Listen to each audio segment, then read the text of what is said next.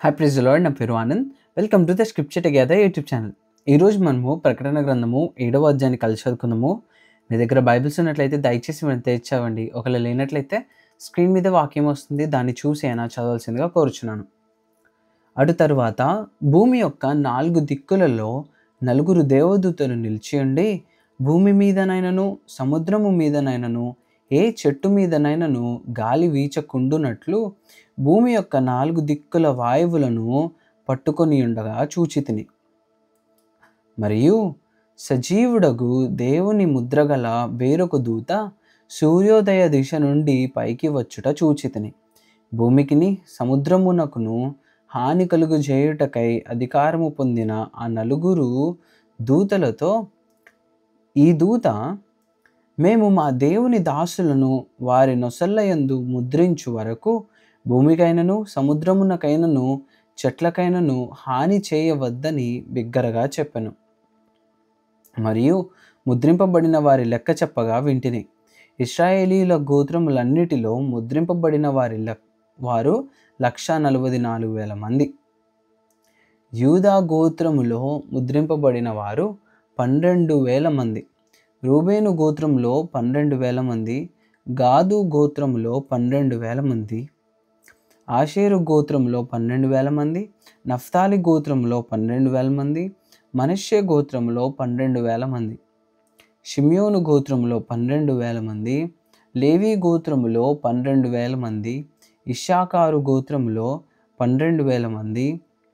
జబూలూను గోత్రంలో 12,000 మంది. యోసేపు గోత్రంలో 12,000 మంది. బెన్యామీను గోత్రంలో 12,000 మంది ముద్రింపబడిరి.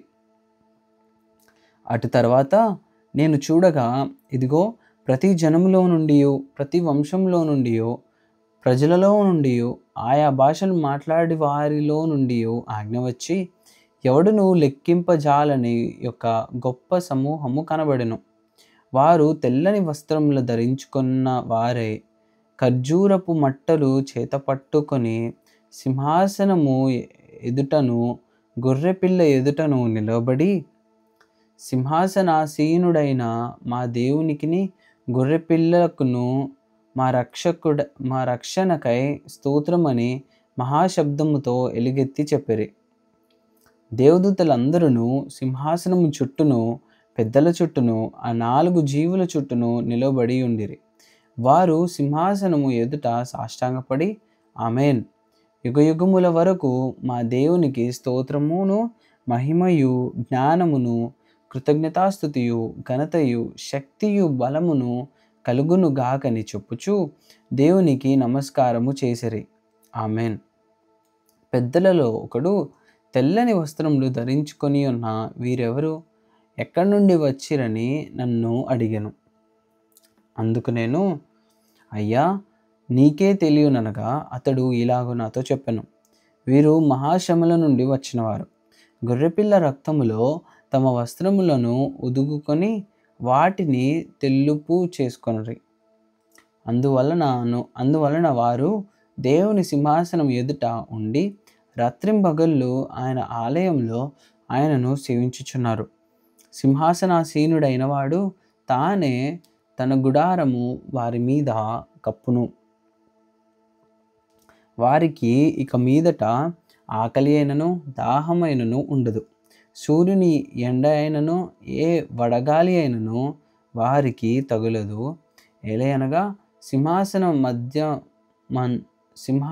మధ్య మందుండు గొర్రెపిల్ల వారికి కాపరి అయి జీవజలముల బుగ్గల యొద్దకు వారిని నడిపించును. దేవుడే వారి కన్నుల నుండి ప్రతి బాష్ప బిందువును తుడిచివేయును. దేవుడిచ్చిన వాక్యము దీవించును గాక. ఆమెన్.